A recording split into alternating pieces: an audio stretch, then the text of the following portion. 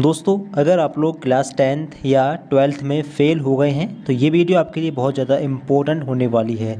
अगर आप किसी सब्जेक्ट में फ़ेल हो गए हैं तो आप इम्प्रूवमेंट या कंपार्टमेंट एग्ज़ाम देकर पास हो सकते हैं। जी हाँ, इम्प्रूवमेंट या जिसको आप कंपार्टमेंट बोल सकते हैं, दोनों एक ही एग्ज़ाम है। इनको आप देकर पास हो सकते हैं।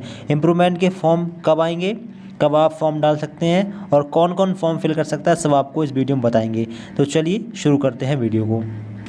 अब स्क्रीन पर आप लोग ये रिजल्ट देख पा रहे क्लास 10th का ये रिजल्ट है। यहाँ पर आप देख पा रहे सोशल साइंस सब्जेक्ट में इनके 12 नंबर हैं, जबकि पास होने के लिए 23 नंबर लाने चाहिए। 10th में 70 का पेपर होता है, 70 में से 23 नंबर कम से कम लाने होंगे पास होने के लिए। अगर इससे कम आए तो फेल हो जाते हैं।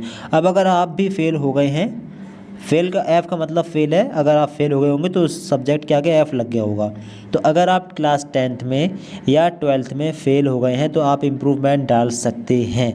अब इम्प्रूवमेंट कितनी सब्जेक्ट में डाला जा सकता है, पहले बात करते हैं क्लास 10th की।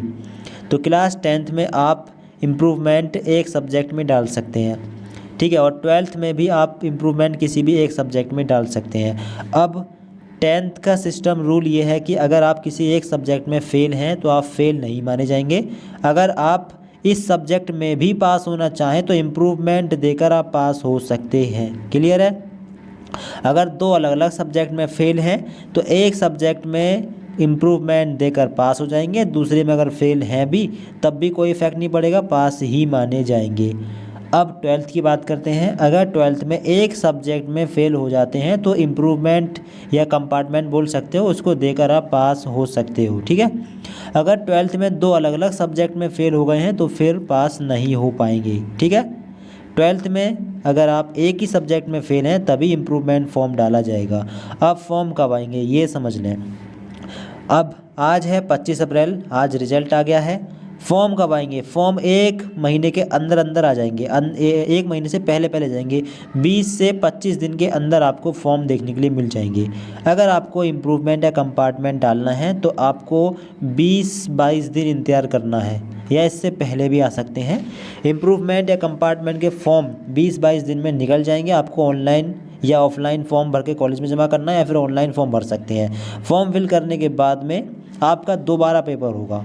अगर कॉपी रीचेक कराना चाहें तो उसके फॉर्म भी निकलेंगे। अगर आप दोबारा एग्ज़ाम देना चाहें तो इम्प्रूवमेंट के फॉर्म भी निकलेंगे। रीचेक वाले, कॉपी रीचेक वाले फॉर्म पहले निकलेंगे और इम्प्रूवमेंट वाले फॉर्म बाद में निकलेंगे। अगर आप फेल ही हो गए हैं तो इम्प्रूवमेंट डालें, आप दोबारा एग्ज़ाम दे के आएँ, आप पास हो जाएंगे। इम्प्रूवमेंट फॉर्म डालने के बाद में तैयारी के लिए भी आपको कम से कम 20-25 दिन मिल जाएंगे। 15 से 20 दिन तो कम से कम मिल ही जाएंगे, ठीक है। 20 दिन मानकर चल सकते हैं। तैयारी के लिए भी 20 दिन मिल जाएंगे, आप अच्छे नंबरों से पास हो जाएंगे उस पेपर में।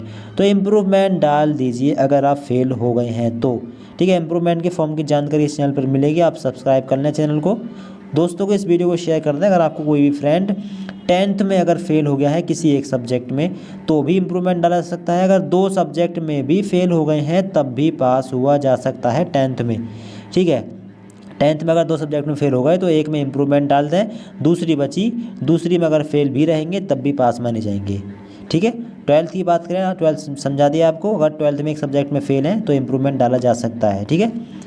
तो आई होप कि आप समझ गए होंगे। आपको कुछ जानना हो कमेंट करके पूछ सकते हैं। इस वीडियो को दोस्तों को शेयर करें, एक लाइक ज़रूर करें, चैनल सब्सक्राइब कर लें। इम्प्रूवमेंट एग्ज़ाम की जानकारी मिलेगी, फॉर्म भरकर दिखाएंगे और कंप्लीट जानकारी मिलेगी इम्प्रूवमेंट कंपार्टमेंट एग्ज़ाम की। बाकी आप कुछ जानना चाहें कमेंट कर सकते हैं। Thank you so much for watching this video.